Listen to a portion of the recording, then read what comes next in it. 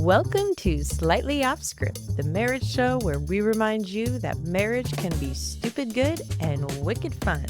I'm one of your hosts, Bethany Needham, here with my favorite Sunday afternoon nap buddy, Andrew David Needham. There is nothing quite like a Sunday afternoon nap. This is true, but as we are quickly discovering, the after Sunday afternoon nap hangover is real. We're a little slow. This will either be a little slow or maybe it'll be the most real and raw. Yeah, because we're a little cranky. Speak for yourself, Needham. I think we can both acknowledge we're a little cranky. Well, A little bit. Okay. Fair enough. It's fine. It's real life. This is what we're here for. For the 5 people that watch on YouTube, they can see that we're in a new space. Yes, which is going to be awesome, but it's probably throwing us off a little too, because this is our first time recording it. Everything feels a little different. Yeah, we're going to stay in this room. The plan is to stay in this room for a while for recording, but I do have some plans and ideas of how to continue to make it even better. So we'll call this Studio 2.0. And there's still going to be more improvements. Just so we're clear, we don't have an unlimited amount of spare rooms to be bopping to. So. We have moved over to the East Wing. Oh, gosh. If we move again, y'all going to see us in the bathroom with the backdrop. Maybe the acoustics would be good. Yeah, who knows? That was one of my projects this weekend was a little refresh. I know. It's amazing what bathroom. A coat of paint and a new mirror. It was amazing. It looks like a whole new room. I never appreciated the difference between cheap paint and good paint, but I'm fortunate to have a brother who part of his trade is that he works in paint. And so he hooks me up with some high quality Sherwin-Williams, shout out, not a sponsor yet. Their super paint is super paint. It's amazing. It really is. The colors are so nice too. I feel like sometimes if you go to the store and you try and cheap out on the paint, then the swatch, the color you think you're picking. 5 layers later. Yeah, what it looks like is not the same thing. So, no, good job. That was fun. It was a good one. Yeah. What else? Well, you are picking up another hobby, like a adventurous spirit that you are. It's a new sport. I think, yeah, because I'm in my 40s now. So shuffleboard, is it? Or? Pickleball was the first thing that was maybe suggested based on my age. I feel that because I feel like I'm at the age where I feel like a week doesn't go by where someone doesn't ask me if I play pickleball or golf. Yes. Which I've done both, but I don't own the gear. I could see why people like them, though. Yeah. No, I'm sure those would be fun, but, along with my personality is not necessarily liking to choose the thing that is the obvious choice. And so a few weeks ago, I got asked about would I consider competing in powerlifting, like training and competing. And my 41-year-old brain was like, that sounds like a good 40-something hobby. Yeah. Let's do it. I've had shoulder surgery, birthed 2 children, and lived 4 decades. That's right. It's about time that I took on Let's just finish her off. let's just wrap this up all at once. So yeah, I've been training for a few weeks now, and stay tuned to actual competition date. I got a lot to learn. What's your strongest lift? My strongest lift is probably my deadlift. But I mean, all of them have work. And then there's the side of when you actually compete, there's the technical side of things that it's more than just moving the weight. You have to understand the cues and all the things. So that's what I'm going to be learning in these upcoming months. I'm pretty excited about it. I'm not going to lie. This is going to be my sport for my 40s, and then we'll have to pick something new for my 50s, maybe skydiving or something. Skydiving, that's not a sport. It's kind of pass-fail. True. Yeah, I'll have to find something. I don't think you would skydive. No, I wouldn't actually. Hate heights. Not a fan. Yeah. Well, I don't even know if I hate falling. So, yeah, not interested. It's always the landing. That's the yeah. Hopefully, if you're that's doing the pass-fail skydiving, part. right? You will land. It's a matter of how hard to do how it again. Fast. A failed lift is a little different than a failed skydive. Yeah, that's true. You got spotters, all the things. Yeah. But yeah, and with a deadlift, I mean, you're pulling it off the floor. So if you fail it, it's just staying on the floor. It's fine. What are some of your other hobbies in this season? Do you have any other hobbies? Probably not. Probably Weightlifting, if the weather was nicer, hiking is something that I love, but I haven't gotten the gear for winter hiking, so we haven't gotten into that as much. I got out skiing for the first time recently, which was great. And it's just our schedules have been hard to kind of find those days this year. So we'll get you out there. I was pulling out all my ski gear and I'm like, do I want to do this?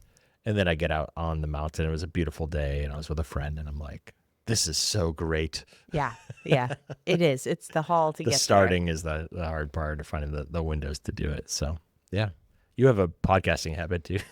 there. I do. Oh yeah, I have a podcast. We don't actually get paid for this. I don't know if you know that or not, but True. we're This just is trying a to hobby. make So today we're actually going into another listener question. Oh yeah, we got this from a friend of ours, Jeremy. Right? Yes. He sent this, and he was asking the question, "What has been the most beneficial tool?" And he used examples of Enneagram, Myers-Briggs, love language, couples test, etc. In understanding each other better. Did either of you have a that explains everything moment? I feel like that's probably when you met my family. Never mind a test. This is after you would go to a therapist, then you come back. That explains everything. That explains everything. Yeah, the family thing. I don't know. This is a really interesting one to get into because I don't know what your temperament is. Some people love these Yep. tools. Other people hate, like, there are people that have like vitriol. And then some of these are like well-respected business tools. Others of them are a little more, Yeah. I brace myself if I even say the word Enneagram out loud in some circles because people have very, like, all over the map opinions on it. So I don't have strong opinions, honestly, around all of them. And my wiring is not that I'm against, I find them very fascinating, but I am someone that the idea of being boxed in, like, I don't want you to tell me who you think I am. Don't tell me I'm going to play pickleball. yeah. I think, and we'll get into this too, but like another area that's adjacent to this for a lot of people, if you're in a work environment, are like job reviews. And I find that some people, like I enjoy getting job reviews, and I've had, mostly good ones. I've had some where I've had things brought to my attention that were uncomfortable, but I'm like, this is free feedback. I've actually also been somebody who I've had a few seasons of life where I've done some interviews like for jobs. And I'm like, oh, this is like free coaching. Like I'm going to learn things through this. So again, I think how you look at personality tests is sort of a personality test in and of itself, which is kind of an interesting thing. So we'll kind of go through a format that we've used for a lot of these different things. We're going to talk about some bad scripts around personality test profiles, etc. And we're drawing a very large circle, which we'll talk about. And then some good scripts, kind of a better way to think about this and to look at these things. But I mean, I'll just say this up front. I don't think any of these things are a replacement for the Holy Spirit, for walking together through conflict, learning about one another, but they can be helpful. So is that fair? Yeah, absolutely. I actually think, can I just say that Please. I think I enjoy them better because of the way that you have reframed them for me over the years. I don't think I've always been someone that has been excited about feedback or even like job interviews and things. And I feel like the way that you have framed it for me has helped me walk in with a different perspective and sort of oh, you're right. This, like, some people pay for this kind of coaching and I'm about to get it for free. It's going to hurt, but it can be helpful. Well, you like a good word picture. I like building a frame. That's like a go-to for me. And today I'm going to build a frame with a word picture. So we're going to this is going to be What? amazing. So first of all, bad scripts, easy for me to say. Bad scripts, we just want to talk about the two sort of polar opposites, and people fall somewhere on this spectrum. And the first one would be that sort of negative, hyper negative, and I would call that the avoidance posture. Like, I don't want anything to do with this. I hate these kind of tests. Don't send me your link. I don't want to fill out the questions with a timer. Yeah, yeah. Or just that fear of anyone speaking something You don't know. even know me. Yeah, like, you don't know me, and being afraid of it, afraid of what it will say. Sometimes I think actually a fear that it Yeah. might bring to light something that you're just not really ready to face or acknowledge. So, Yeah. Sometimes we're afraid of the truth. yeah. Yeah. So fear with avoidance, that's a big one. It can be trauma. Like if somebody, again, you can weaponize these tools, and sometimes people have not only boxed you in, but basically like tattooed you with, oh, you're just X. Yeah. I definitely struggled with that. I would say in my Bible school years when we were doing these kinds of things, the thing that I wrestled with is, especially at that age in life, for whatever reason, I was kind of an extreme of a lot of my personality traits. And so tho- those kind of tests hit me in a way that I felt like you're just saying that this is all that I am. Mm. And there's just so much more to me than that. Yeah. I was very self-centered. I don't think so. You were young, and that's part. We'll talk about how you change over time too. But and then that sort of not. We kind of talked about this, but not wanting to look in the mirror, and that not wanting to know what you don't know. Like I don't want to go through the closets. Like I'm not opening that up. That's no. Oh, yeah. This is like the reason so many of us don't want to go to the doctor when we, Yeah. like, if I don't know, Yeah.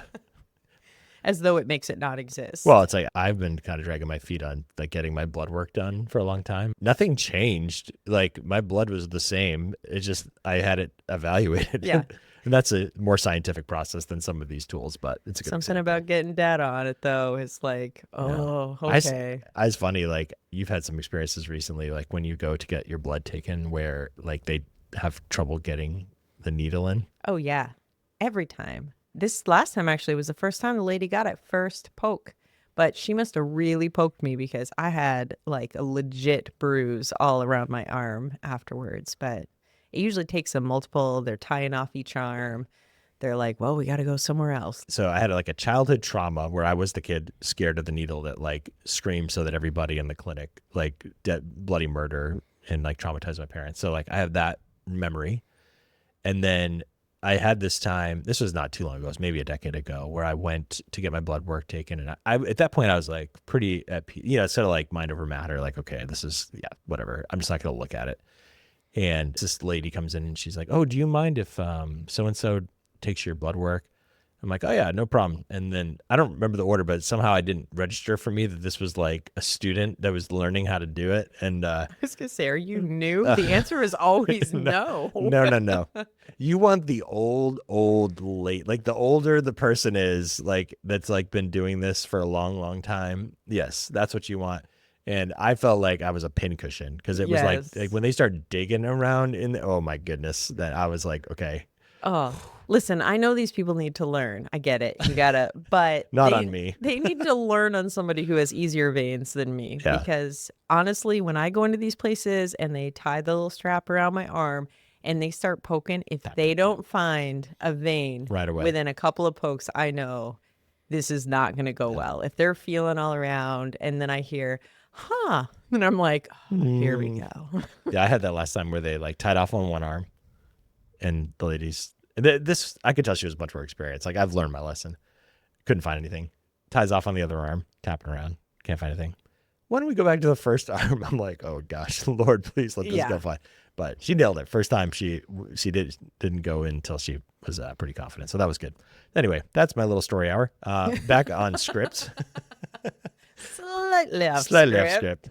If there was the avoidance side, the other side of this would be the idolization. And I think because for some people, and Jeremy's question kind of ties into this, there can be moments of like, or epiphany for yourself or for your marriage or things like that. And so like, I think when you have that like crack the code moment, you feel like almost like this magic or this superpower in these tools. And so it can be very easy to kind of deify and spiritualize these things, which that is where it can get really kind of messy and not good. Yeah. And I think this is where you do get the people that tend to be resistant to it, because if they see that in some people, they're sort of it's always the overcorrection thing. We've talked about this before, but overcorrecting where, okay, these people are way over the top in this particular personality test and they speak. It's like they're speaking another language all the time. Like they've just, everything is about this particular. Oh, that reminds me of this letter number thing. Oh, yeah. Like it's all over like, oh, or someone says something like, oh, you must be, and they're performing their own tests on other people. And people get scared of it. And so they're like, I'm not going anywhere near any of this stuff because it's too much. So when we were talking about this ahead of time, you brought up this other one in this area, which is when people will use these things to kind of just excuse who they are. Yeah. And I say that not even accusatory. I'm sure that I have been guilty of this too, because you have these epiphany moments. They sort of like, oh man, I just realized this thing about myself or about my spouse or whatever. And then you do something Yeah. that sort of affirms that strength or weakness, either direction. And you just almost use it as, well, yeah, because, and you basically, the answer is because of this test versus, Yeah, yeah. you I know, have a personality profile that allows me to be a jerk. yeah, like exactly. I've been saying that about you for just kidding. But no, it's I kind was of talking about a hypothetical straw man, not myself, but whatever. so is I. You jumped on that.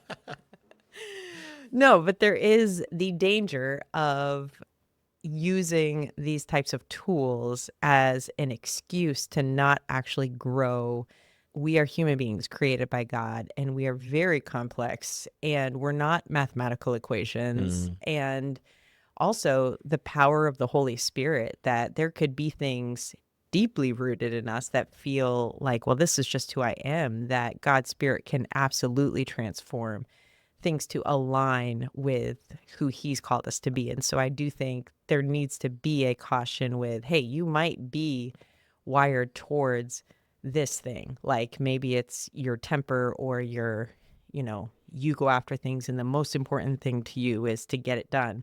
It does not mean that for the rest of your life you will not ever care about people or be compassionate or care. Like, yeah, it's also not like just a permission card to do whatever you want to do. yeah, I'm just me. I'm just who I am. yeah. This is how I'm going to be. Mm-hmm. Yep. Hypothetical guy. Named Randy. All right. So on the other side of the ledger, on the good scripts, so those are the bad scripts. You can either live in avoidance or idolization. The good scripts, I would use this descriptor that they are helpful, fallible tools. And I think all those words are important. Helpful, like helpful, not like going to solve every problem in your life.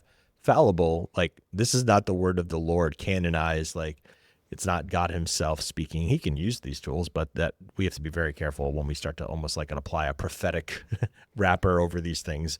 And then tools, it's just a tool. Like it's what it is. And some, as we're going to talk through some of the different ones, they have different ways they come at it. They have different strengths and weaknesses, and then they're not all created equal. Oh yeah. Man, especially now on the internet, Yeah. you can look up all kinds of personality Mm-hmm. tests, and I am telling you, it's like going to WebMD with Yeah, yeah, like yeah. I have That's so this, funny. I like it's not have a hangnail, and I think I have cancer. yeah, they call it ihavecancer.com. So just be aware that every tool is different. Their algorithms, Yeah. how they do what they do is different. And so as much as I say, they can be helpful tools, there's actually some I am positive can be hurtful. So you should be cautious about just Googling, and I feel like taking a personality test Yeah. today. So, Well, it's also like I think of some of our friends who work in construction and how much their lives have changed since Pinterest became popular. oh, good. Where It's probably like their nightmare, the words they don't want to hear. So I was looking on Pinterest and I was thinking, I know we said that we were going to do this in the kitchen, but yeah, I feel like every contractor is like, oh, but we can do that with the person where we kind of just pick and choose. We make our little pin board, that type of thing. And then as I did some research, and we're not here today going to like overthink or deep dive, but like it's good to look into like the origins and the stories behind them. And that's where like I think if we stay at a surface level understanding it'll be helpful. But some, like just for example, we'll talk about like DISC and Myers-Briggs. Myers-Briggs is actually a very well accepted. I like Myers-Briggs. It's been helpful to me. But that's one that's actually built on more of a theoretical model, whereas DISC is built on an empirical model, which means one, they kind of started with a premise, and it was based on the work of Carl Jung, and they built a sort of a profile around that. Whereas DISC was actually more like they did the other way around, where they kind of did a bunch of research and then deduced through a scientific process method. And again, science is not infallible either. So we'd be careful about those kind of things, but just realize that they have different backgrounds and things. So in terms of a word picture, and I've actually taught this, some of the training I've done with young leaders, I'm certified in training with DISC and something called the Golden Profile. And I do find like we used them a lot when I was evaluating church planters and church planting couples. And so we found like really helpful to kind of just give you your imprint, but then we have all those personalities in us, so some people just reject them and some embrace them. And that, I find that's interesting. To help kind of teach about personality profiles, I kind of came up with this idea that it really is like a Polaroid picture. Do you want to explain what a Polaroid is for those? Shake it like a Polaroid picture.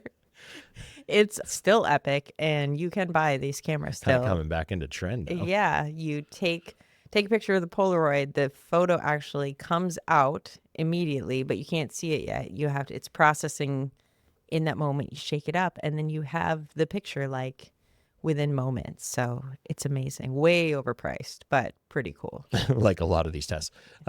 Yes.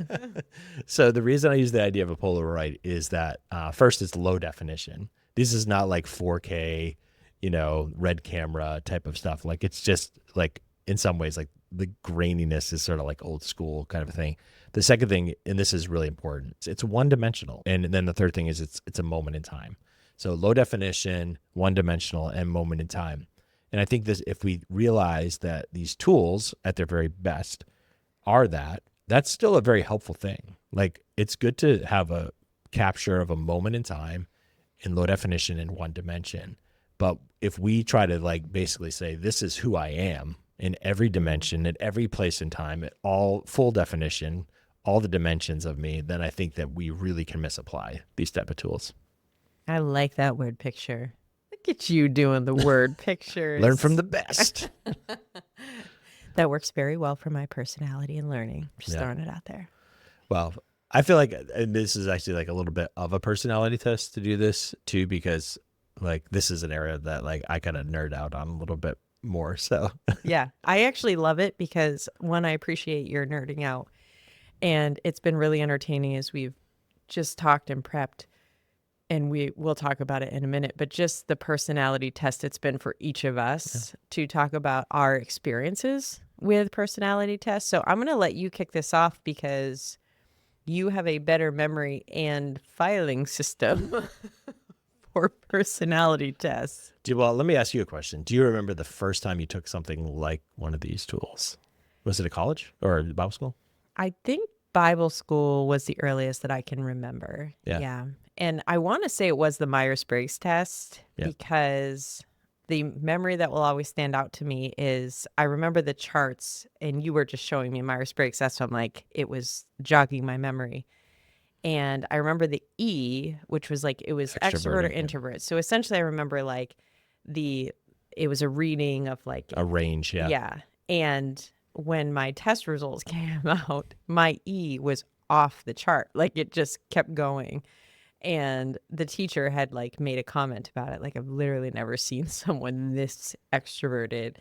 And your brother, who ironically attended the same Bible school that I went to years later, came back to let us know that in that class that he took the same personality test. He's like, they still use you as an example in One that time there was class. this Bethany Blevins. No one was a higher extrovert than her. It was essentially like, you're going to take this and it's not going to go. The point isn't that it goes off the chart. It's you're going to be in this In the range. They're range. like, unless You you're like peg. this girl. It's like, couldn't stay on the chart. And I was like, Can't thank you spend very a much. moment alone, which was basically you in Bible That was school. me to a T at 17 for sure. So anyway, Yeah. so yeah, that was the first one that I remember. My first one that I remember was in high school. We did like a spiritual gifts analysis, which was sort of like trying to say like, what are the spiritual gifts that you have? And I even remembered then like thinking like, in one hand, yeah, this is really kind of cool and interesting. Like to think, teenagers are fully part of the body of Christ and like full participants in the kingdom of God and like have spiritual gifts. And then at the same time, the dangerous thing though is to be like, well, like, oh, I'm not really gifted in hospitality. And then to carry that forward and then like not allow God to maybe like, I think in your spiritual gifts, some of them will be through lines and other things will be sort of shaped by the season of life and how God kind of forms you. So We had this conversation. I can't remember if it was when I was in high school or maybe a little bit older. And it was a group of us talking about spiritual gifts. And I remember someone making the comment that they're like, man, you definitely have the gift of evangelism. And they're like, but I don't have the gift of evangelism. And one of the other people spoke up and they're like, I just want to be clear that all of us are called Yeah. to share the gospel. So this idea that you don't share your faith because you don't have the gift of evangelism is a cop out. Yeah. Well, there's the Great Commission, which we're all commissioned to do. And that's like, again, with these things, like if we think like they're an excuse to not be kind or to obey God's word or like submit to the things that are infallible, the Holy Spirit. So I was telling you before we started that I have like a Google Drive folder that is full of so many of these different profiles that I've kind of kept track of over the years. And you were saying that in and of itself was a personality test. Yeah, because I'm trying to rack my brain over what are the results of any of them. And I've done that. I've done ones that cost money. So I have to have the results somewhere, but So I guess to use our analogy, like I'm the late old lady with the scrapbook, and, yes. and you like move and just throw away all your pictures. Yeah, pretty Okay, much. okay, so So fair enough. I just want to understand. I'll try and remember as best I can, but it's going to be rough. So I made an inventory of inventories. All right, so here's some of the personality profiles I've taken. Some of these are the classics, and then there's some deep cuts. Okay. All right, B-side. So DISC, which Yep. most people know, MBTI, Myers-Briggs. I am an ENTJ, and you are an ESFP Oh, yeah. for sure. Yeah. Similar one to that is the 16 types. StrengthsFinders, which is one of my favorites. I love StrengthsFinders. I have done that one, but I only remember one of mine. Yeah, and we'll let you talk about that when it's your Yeah. turn. Oh, sorry. Just kidding. It's good. Enneagram, which a lot of people know, either love it or hate it. Golden profile. And then some of these I took my seminary when I went into there. They did some ones that were kind of more psychiatric evaluation kind of stuff. I don't know. Maybe they thought I was crazy based on what I was writing, but no, they had everybody go through these. So one's called EQI, which is emotional quotient, which is an interesting one. One's called the TKI conflict model. Okay. So that one would do well with some of our earlier episodes, how you handle conflict. The CPI, the PEPQI, which when I wrote it on here, I thought it was Pepsi. It's not Pepsi. And then this is kind of an old school one, the 5 love languages. Oh, yeah. That's a classic. I like that one. Good old Gary Thomas. Yes. Absolutely. So yeah, I think, for me, I like to look for themes between them. And that's why I think having all these tools, you look at the different ones and you can kind of say like, oh, these are kind of commonalities that run between them. So what were your themes? Often things around drive, achievement, being very much like the J in, that's actually one that I'm pegged on. The ENTJ in the Myers-Briggs is like the judging versus perceiving. Like I tend to have that kind of analytical approach to things. So that's definitely a piece of it. I do think like I've taken Myers-Briggs at different seasons of life, and I've always typed as an ENTJ, but the E is that spectrum you mentioned of the extrovert to introvert. And when I took it in my early 20s, I was like just barely over the line. Like I could probably take it 10 times and get an E or an I, depending on answering 1 or 2 questions differently. But it's actually changed a lot for me. And now my E is a lot higher, which is an interesting thing to see and change. And that's where I think these Polaroids, that if you can take them over different seasons of life. I love StrengthsFinders. Like I'm strategic, discipline, achiever. Like those are all the words that kind of tend to mark through on me. And then like with DISC, I am an I, which is like the influencing, and then also like the direct. So like those two things in tandem to each other. So yeah. All right. Yeah, I would concur with all of those. I won't give you a breakdown of all 42 of the different profiles that. We want to know your psych evaluation. Yeah. So how about you? What do you remember? So I do remember the Myers-Briggs when I was in college, and I did take StrengthsFinders when I want to say I did that one when I was on staff at Chapel. Yep. But I don't remember all the ones I had. Listening to you list yours, I'm pretty sure none of those were You've mine. done DISC before. You've kind of done the hits. Well, no, I mean the results of your yeah. StrengthsFinders. Yeah, I did not relate to. You only remember one. Yeah, Woo was because I just thought it was hilarious. What does WOO stand for, though? Oh, I don't know. I just remember. Winning others over. Oh, I don't know. I just thought it was woo woo. I was really excited about it. Woo! Woo! Sounds right. I get an oh yeah and a woo Yeah. Those are my strengths. and an atta girl. It's amazing. Top 3. Which pretty much aligns with, probably the other ones that I can remember. I did like, which Disney princess are you? That was What did you get? classic. I want to say I was Rapunzel, which I related to. I have Rapunzel's my girl. That grew up in a prison. Yeah, something like that. No, I think there's something about Rapunzel's personality in the Disney movie that came out. What is Rapunzel's personality? I'm blanking on this one. Really? I think, well, you haven't Strong roots. You haven't seen the movie. I think she's funny and she's scrappy and she's very manipulative. No. She's got a woo. Atta girl. No, she's just independent. I felt like the Rapunzel movie was the first Disney movie that came, like this newest Rapunzel movie. When it came out, something turned in the Disney princess world that I really liked. And I saw it again in Frozen and others, just a little different side of Disney princesses. So you want to bring up the Enneagram and Disney in one episode. That's great. Yes. I guess I didn't listen on mine, but I've done the Enneagram. Yep. So that is one. And then honestly, the one that kind of killed them all for me is I did the which office character are you? And when I came out as Kevin, I was like, personality tests are dumb. Maybe I should, when I do our budgeting, I should do it in pies. Yes. Do you remember that episode where he couldn't do math, but if they asked him to add or subtract number of pies, he could nail it? Okay. What would be the equivalency? I'm trying to think of, like, for you, would be equivalent of a pie, because that's not a go-to. Listen, I get it. Okay. Kevin and I have a lot in common that I don't want to acknowledge. I cried when he spilled his chili in that episode. That's what he's best known for. Poor Kevin. But yeah, that's the one I got. So no, I don't remember a lot of the more serious ones. Enneagram is one that I probably have joked about more when I found out I was the enthusiast in the Enneagram. I was like, woo, enthusiast. Yeah, there's a lot. You talk about themes. That's my theme. Well, that's where, like, when a lot of people do nerd out on things like the Enneagram. To me, again, that's where you see those through lines, because, like, I type as like a 3 achiever. And, I don't get super into all the wings and that's where I think you can get kind of crazy in this thing of like, oh, if this.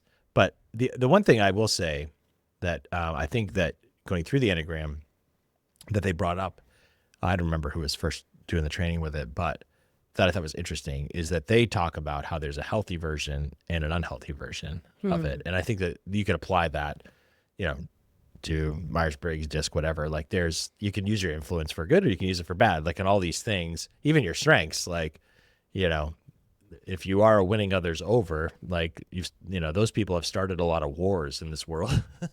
Well, also the people-pleasing side is not healthy. So we can win people over, but our desire for people to like us and to make people happy can be really detrimental. Mm-hmm. So yeah, there's 2 sides to every coin. So yeah, you mentioned the pegging on the extrovert. Is there anything else that you could think of that has, like, really changed for you?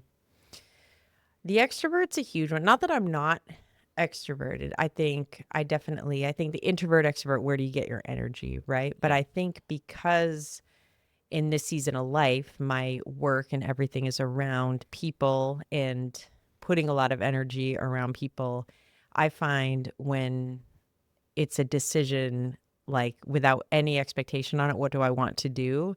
I lean more into quiet moments, and I'm not trying to get into crowds of people. And I actually like being home alone. Like, I come home and it's quiet and they're just like, man, that's my jam, which 17-year-old Bethany, that would have been her nightmare. You were sharing with me recently that when you first started in the job that you're in now, that initially you were like, I want to be the cool office. Like, I want to have all the snacks and the goodies and all the things. And that you, like, quickly learned, like, no, I don't. It sounds like such a jerk thing, but no, No. it was like, I don't need anything else to, because you yeah, have the woo naturally. So it's like, yeah. well, just the nature of the job is people are going to be coming into your office all the time. Like, it's the Then kind you of give them work another that, reason. Yeah. and I was like, I do not need to make a line outside the door because I have, I don't know, the best snacks or whatever else. There's enough. Yeah, I do think those things, being an extrovert and that's what you said, the snapshot, but I think also seasons of life can impact those sides of your personality. And so, Yeah. It's like when it comes to marriage or to like a workplace too, like have found, depending on the team that I'm on, it's similar to like, again, to use a simple sports analogy, like if you're playing basketball and you're the shortest person on the team, you're going to play likely a different position or a different skill set. You go and all of a sudden you switch. Like that happened to me in high school. Like I went from playing for a really small public school to playing for a larger private school.